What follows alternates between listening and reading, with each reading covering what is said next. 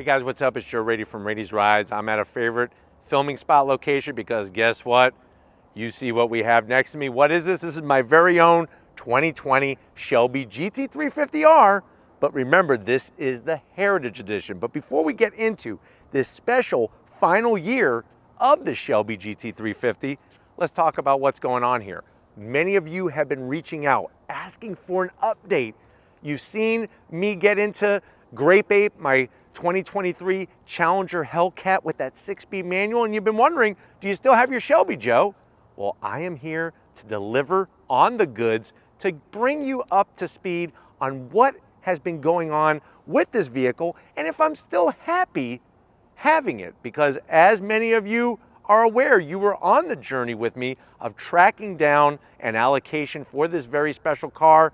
My dad had a 69 GT350, and I have always wanted one of my own. So without further ado, let's hop in, fire off that Voodoo V8 engine, and go for a little spin.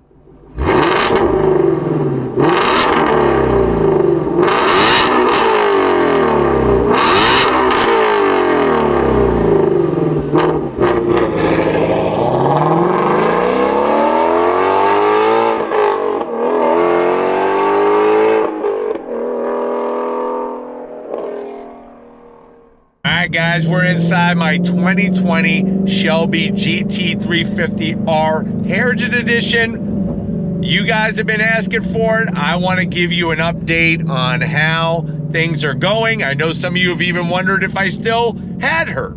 Trust me, she is not going anywhere.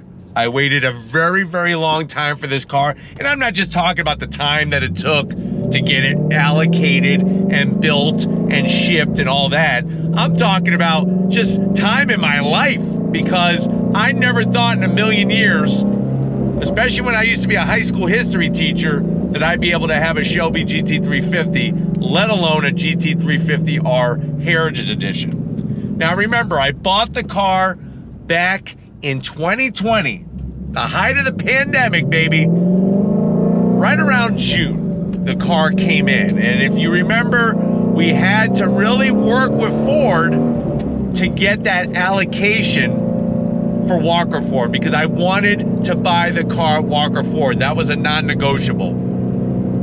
They've been very supportive of the channel, and that was the least that I could do is I'm not going to any other Ford dealership.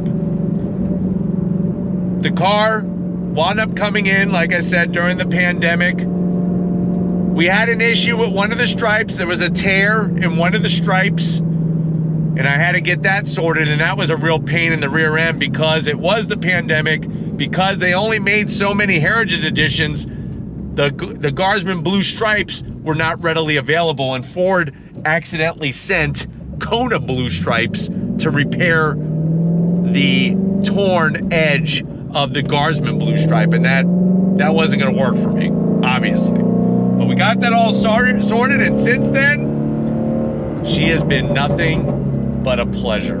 Absolutely love this car. I'm going to shut up for a second. We're going to go on throttle together. You ready? Because I'm ready. On throttle, here we go. 8250, baby. Woo! Nice. On throttle.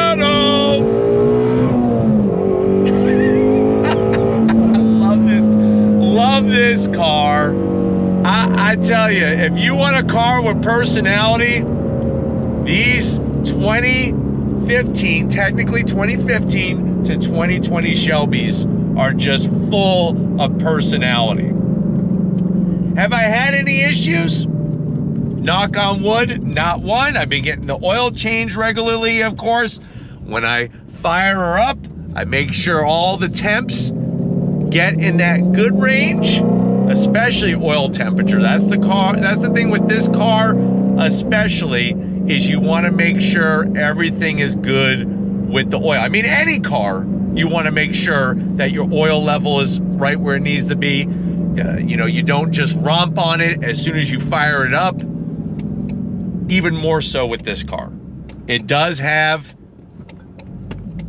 a little bit of a history with people having engine issues. Most of them were in the early years. I know some people that have a 19 or 20 have had issues as well.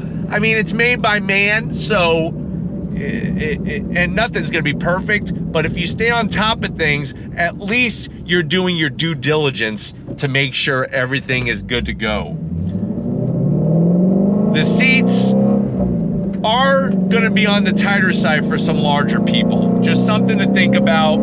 You can, of course, get Shelbys without the Recaros.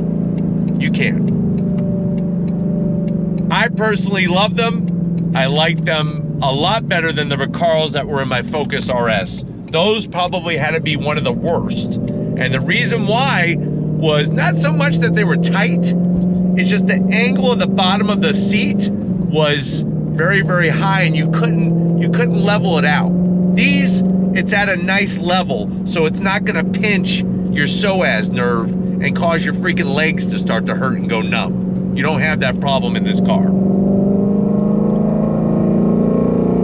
I'm glad I went GT350R. You lose the rear seat. We got a resonator delete. You got the different suspension components, carbon fiber wheels. But boy, that voodoo is where it all comes together. I tell you, this is a car that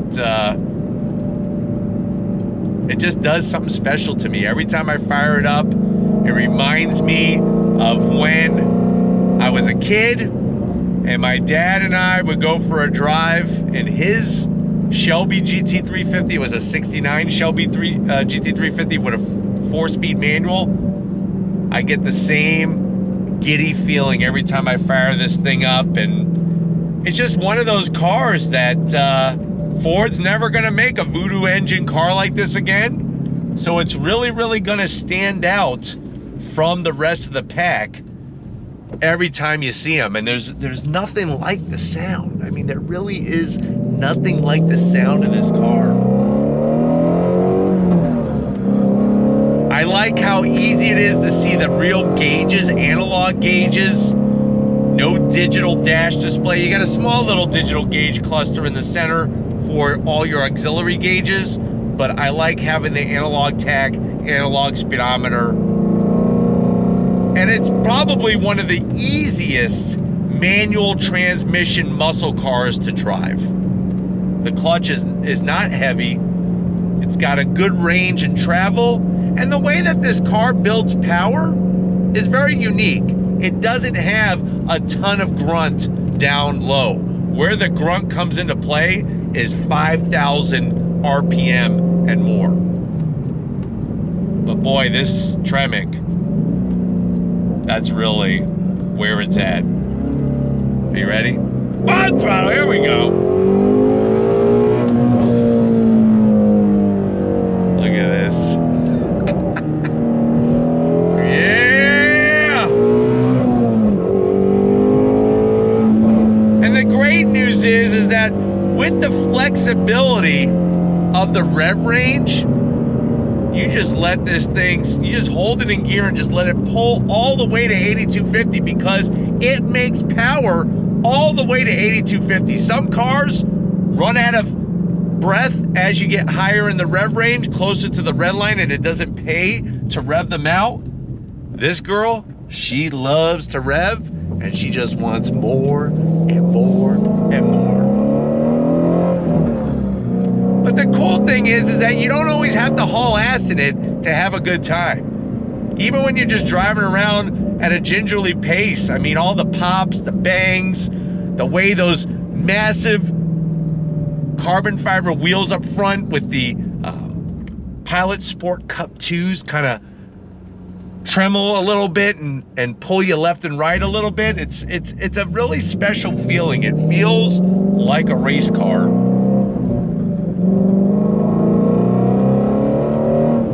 And I'm so grateful and so blessed to be able to have one and of course share it with you guys. I mean, this would not be possible if it wasn't for you guys, so thank you. There's not enough thank yous out there in the world to share my appreciation for all of you. And it's just important for me to share this car passion with you, because I never want to get to a point where cars are specifically and only about moving the body. These types of cars are about moving the soul. And I could give a care less about Teslas and how fast they are, or any electric vehicle. It's not about going fast. It really isn't. It's about the sensations. There's faster Mustangs than this GT350R, I promise you that. I mean, just go buy a GT500. But there's just something unique extra for me. I'm not saying it's perfect for everybody, but for me, I want to share it with you. And I'm just glad that you guys have been curious. You know, I'm not really the type of person that talks about the stuff that I own, specifically cars, because that's pretty much what I spend my money on, are cars. I'm not really an electronics guy, not a computer guy. I'm a car guy. And I'm not one to really talk. I definitely never want to be in a position when I'm bragging. Doesn't do anything for me. So that's why sometimes it may seem like you want more info on the cars that I have. It's not that I don't want to bring it to you. It's just sometimes I really question, am I bragging? And I don't want to brag. I hope I don't come off that way. That's never been my intention. I know I get a lot of people that tell me, Joe, when are you gonna get a Ferrari or something? Ferraris are cool. Lamborghinis are cool. Those types of cars are really awesome. To me, it's more about the obtainable cars. And I know this car is not obtainable for everybody, but obviously much more obtainable than a brand new Ferrari. And I just feel like these cars are more raw. And that's what I like. I like the rawness. I love the sound and the different noises that the gearbox makes and everything else. And that's why I like to bring it to you. So everything's going great with my Shelby. I will promise, cross my heart, hope to die, stick a needle in my eye. I don't know why we used to say that, but we did. I don't want a needle in my eye. But I will be bringing you more content, not just on my Shelby, but also on the other cars that I am very, very blessed to be able to have. So with that being said, we're gonna get back to where it all started and wrap this one up. So I'll see you in a split second. Boy, oh boy, that is one thing that I definitely enjoy, is having you ride shotgun with me in my very own Shelby. But let me know what you think. Do you think that I should keep this car and hold on to it? Would you be happy with your own Shelby GT350? Let me know how you feel about it in the comment section. And if you definitely want to see more updates like this, put your answer down in that comment section. But if you're new to the channel, you're on your way out, hit that subscribe button. I promise you it's worthwhile. Come back for more. If you are a subscriber, thank you for being part of the Raise Rise family. Of course, we need to thank Stephen Flood Photography, helping me capture some of this content on my special car. And just like always, guys, I'll see you on the next ride.